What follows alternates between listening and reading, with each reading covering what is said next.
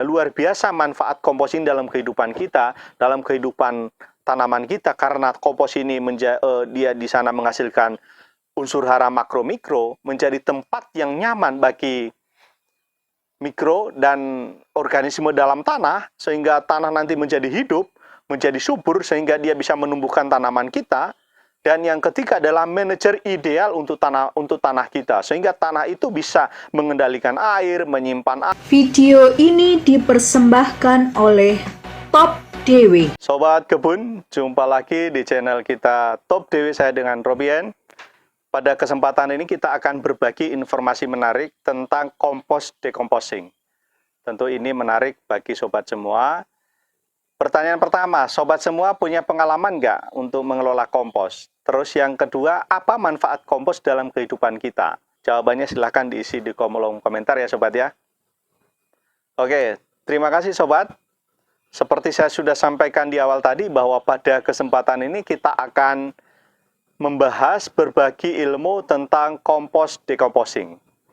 Jadi sobat semua, bagi yang baru datang di channel ini, kita informasikan bahwa channel Top Dewi ini berisi tentang pertanian organik milenial. Bagaimana cara bertani dengan teknologi dengan level yang lebih tinggi, yang lebih praktis, lebih simpel, dan lebih juga berkualitas.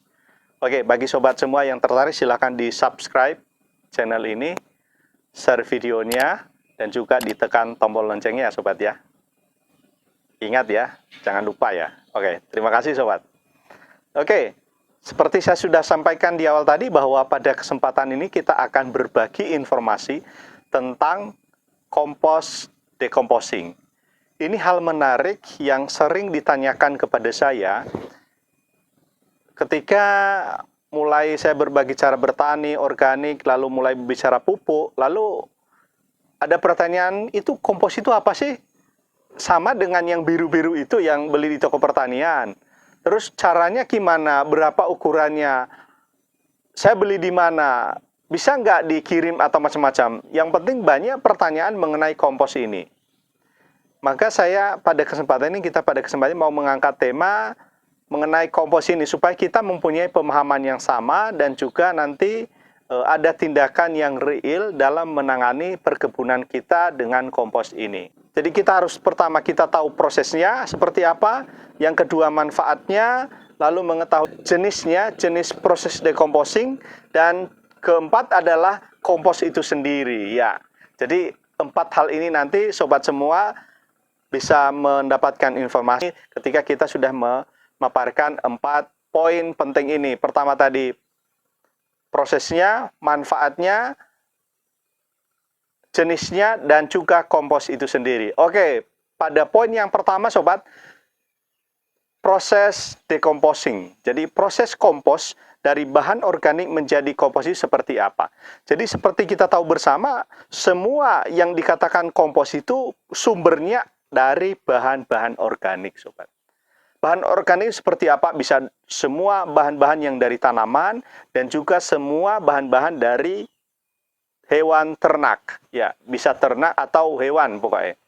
Jadi ada 2 sumber bahan-bahan organik nanti, yang ini bisa dari tanaman dan juga bisa dari kotoran ternak, yaitu bahannya. Untuk bahan ini, di bahan yang organik ini menjadi kompos itu ada prosesnya yang disebut dengan proses decomposing. Ya semua ya, yang bahan-bahan yang fauna ya, semut, apa itu, rayap, ya banyak yang fauna dan mikroproses dari bahan organik menjadi kompos ini, ada proses decomposing di situ yang dikelola oleh decomposer. Nah, ini ada pengelolanya di sini yang mengolah daun jadi kompos, kotoran sapi jadi kompos ya. Itu sobat.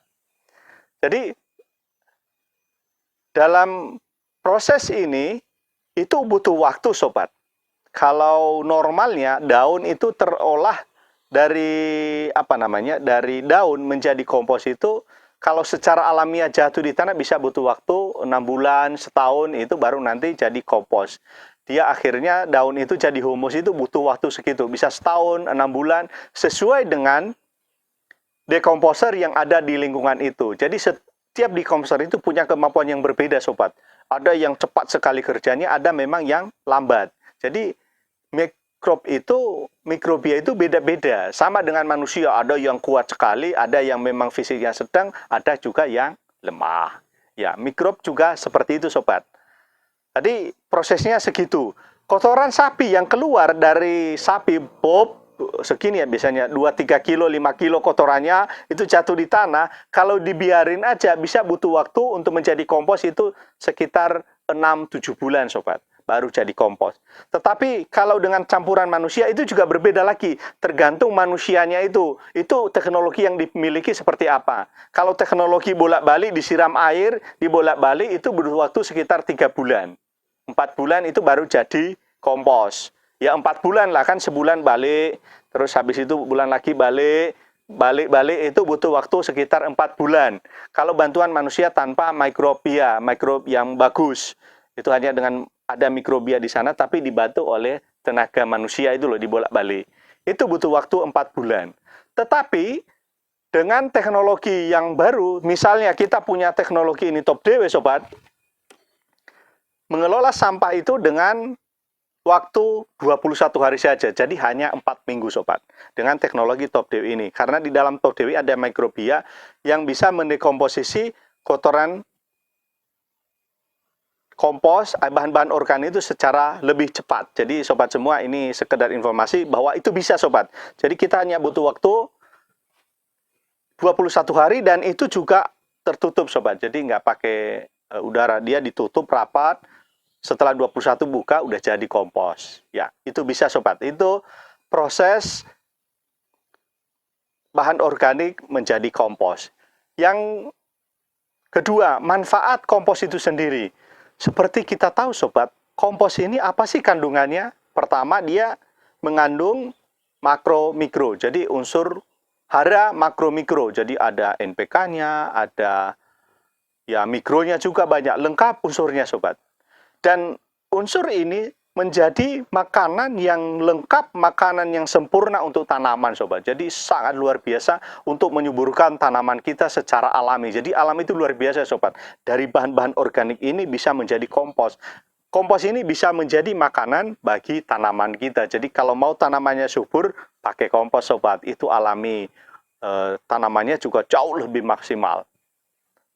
Terus yang kedua, sobat, di kompos ini menjadi tempat berkembang biak mikrob maupun mikro, mikrob dan juga organisme. Jadi mereka di sana hidup simbiosis mutualisme, sobat.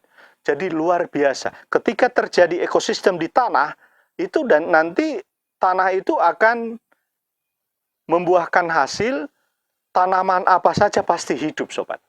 Ketika ada ekosistem di tanah. Jadi itu, sobat, itu menjadi tempat yang nyaman sekali, tempat yang sempurna bagi mikrob maupun organisme yang lain, fauna yang lain di tanah. Terus yang ketiga, sobat, manfaatnya ini menjadi manajer tanah yang sempurna, sobat. Dia bisa mengatur tanah itu, daya serap airnya, oksigennya di dalam tanah, sehingga tanah itu bisa menjadi hidup. Menjadi ideal, menjadi hidup, menjadi subur, menjadi gembur, menjadi mawur, hijau royo-royo. Ini luar biasa, sobat. Manfaat kompos ini yang ketiga adalah sebagai manajer tanah. Dia bisa ngatur airnya, menyimpan airnya di sana, oksigen yang masuk di sana lewat kompos ini. Kalau nggak ada bahan organik, kelihatannya sulit, sobat. Untuk tanah, kita mengharapkan tanah yang ideal, yang subur, yang gembur, yang mawur. Ini 3 hal ini, sobat, minimal manfaat kompos dalam tanah. Dan ketika tanah menjadi baik seperti itu, sobat, tanam apa saja hidup, sobat, dijamin. Kita nggak usah capek-capek terlalu harus mencangkul, harus di traktor. Tapi dengan bantuan kompos ini, bekerjasama dengan sehingga menjadi rumah yang nyaman bagi mikrobia dan untuk tanaman akar tanaman, dijamin. Tanaman Anda pasti subur, sehat, hijau royo-royo. Oke, sobat? Setuju? Sepakat? Kalau setuju silahkan diisi di kolom komentar ya, sobat ya. Kalau tidak setuju, diisi juga di kolom komentar. Kita bisa berdiskusi lebih jauh. Yang ketiga adalah kita harus memahami bahwa proses kompos ini, decomposing ini dari bahan organik menjadi kompos, itu ada 2 jenis minimal sobat yang kita tahu. Proses decomposing ini ada 2, bisa aerob dengan udara tadi, dengan luar ya, kotoran sapi keluar dibolak-balik atau dibiarin aja gitu, itu proses aerob. Dan proses yang anaerob itu kotoran sapi keluar langsung ditutup, dimasukkan di drum atau ditutup terpal, dimasukkan mikrobia yang anaerob, ditutup 21 hari jadi misalnya. Itu sobat. Itu bisa ada 2 proses tadi, proses untuk decomposing ini dari bahan organik menjadi kompos, proses aerob dan anaerob dengan udara dan tanpa dan kedap udara sobat.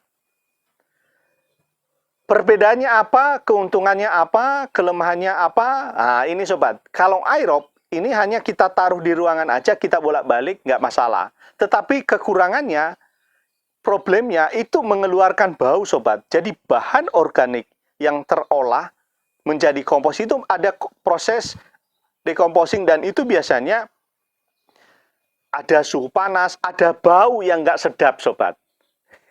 Jadi bahan organik itu ada terjadi pembusukan namanya. Ketika terjadi pembusukan ada bau kan, karena ada bakteri pembusuk di sana yang membusukkan.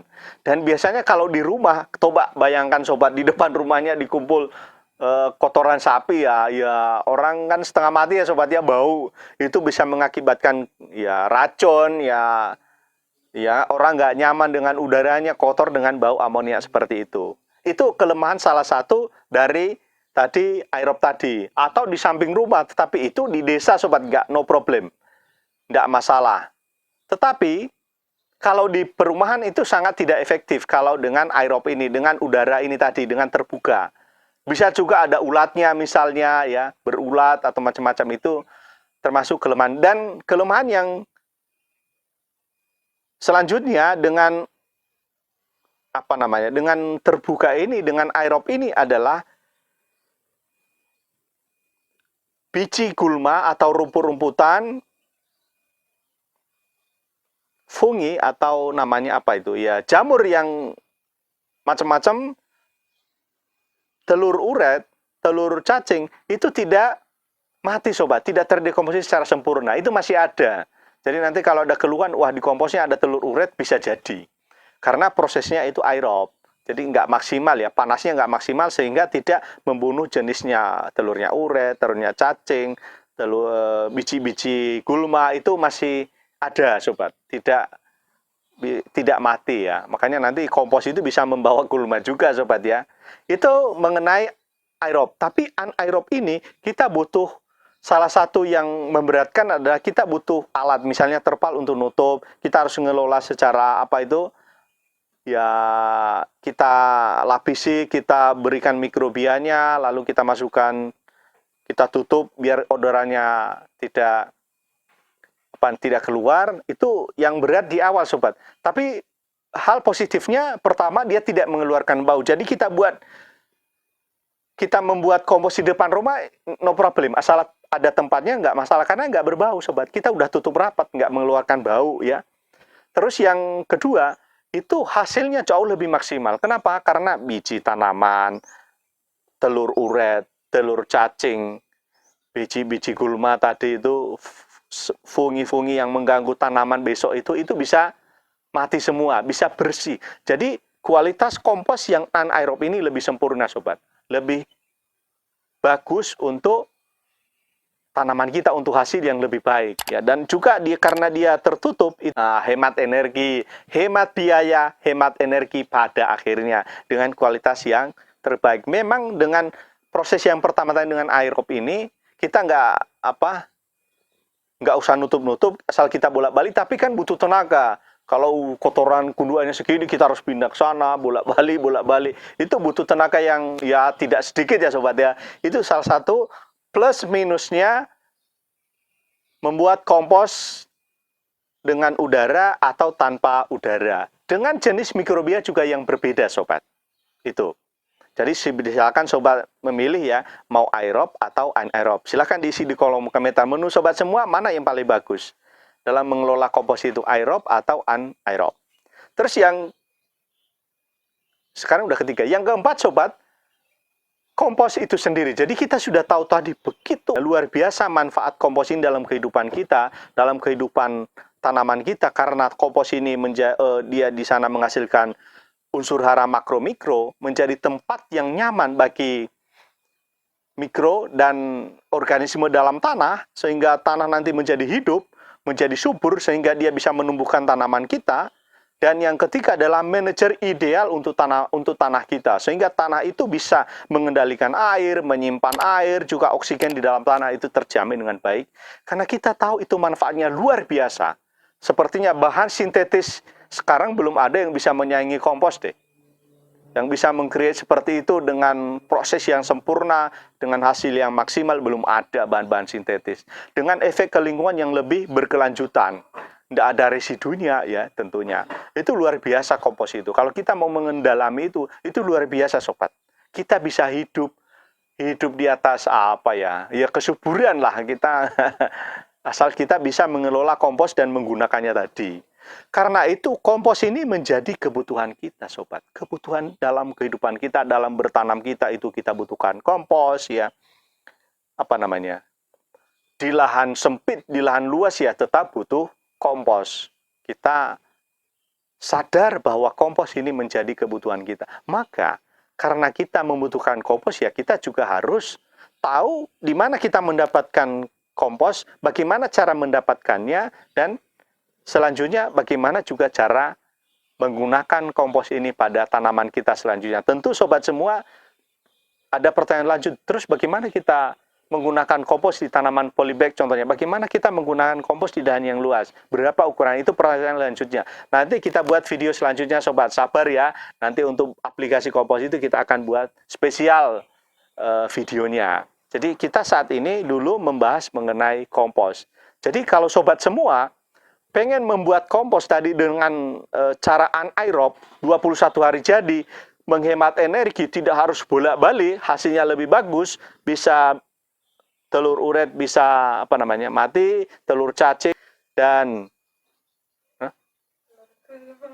telur apa? Oh, telur gulma, biji gulma ya, sorry, telur gulma gimana? Gulma itu maksudnya rumput-rumputan, biji-biji gulma bisa mati sobat. Ya, dan apalagi semua jamur-jamur yang negatif itu bisa bersih sobat dengan sistem anaerob. Dengan teknologi Top Dewi ini kita sudah uji coba sobat, 21 hari komposnya bisa jadi dengan cara yang benar sobat ya. Nanti cara aplikasinya juga gampang sobat. Untuk teknik lebih lanjut, kalau sobat semua pengen membuat kompos dengan sistem anaerob, caranya seperti apa, aplikasi Top Dewi ini seperti apa, nanti bisa diisi di diisi di kolom komentar, juga dicek di kolom deskripsi, itu nanti bisa menghubungi Siska, ada WA-nya, tanya-tanya di sana lebih lanjut seperti apa, silahkan ya sobat ya, kalau pengen mau mengelola kompos setelah mengetahui manfaatnya sangat luar biasa untuk kehidupan kita. Dan tentu sobat semua juga masih ragu-ragu gimana mengelola sampah organik kita, misalnya di keluarga, ini bisa sobat, dengan formula Top Dewi ini bisa. Sampah organik menjadi kompos untuk tanaman kita, untuk lahan kita, itu bisa. Jadi silakan saja, langsung saja. Kalau ada pesanan dilihat di kolom deskripsi, itu ada kontaknya Siska ya, ada WA-nya, silahkan langsung di sana aja dipesan. Dan kalau memang masih ragu-ragu, sebenarnya sudah banyak sobat, silahkan juga di Tokopedia, di Marketplace ada sobat. Jadi itu nanti tergantung sobat semua nyamannya di mana, mesannya boleh, silahkan. Jadi mungkin demikian saja sobat mengenai kompos. Ini luar biasa, sangat bermanfaat untuk kehidupan manusia ya. Jadi manusia itu siapapun dia, secerdas apapun dia, suku apapun dia, tetap membutuhkan namanya kompos. Jadi bahan-bahan organik keluarga kita harus kelola sobat secara maksimal. Bersama dengan Top Dewi, saya dengan Robien. Sampai ketemu lagi di waktu-waktu selanjutnya. Top Dewi.